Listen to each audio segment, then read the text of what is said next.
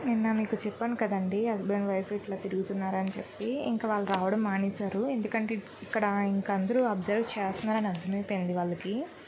ఇది మాత్రం నిజమండి. చెప్తున్నాను, కొత్తగా ఎవరైనా మన ఏరియాలో ఉంటే మాత్రం మనం గమనించాలి. గమనించకపోతే ఈ రోజుల్లోని చెప్పలేమండి బాబు. అసలు ఇలాంటి విలేజ్‌లోని ఎవరు లేని దగ్గర రూరల్‌లోనే ఎక్కువ దొంగతనాలు ఇలాంటివి బాగా జరుగుతున్నాయి.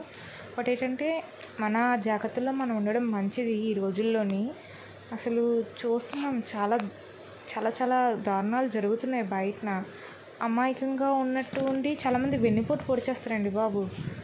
అలాగని గడుసుగా ఉన్న వాళ్ళని మనం తక్కువ అంచనా వేయకూడదు. వాళ్ళు అంతే. ఈ కాలంలోని ఎవరిని మనం నమ్మలేకపోతున్నాం అసలు.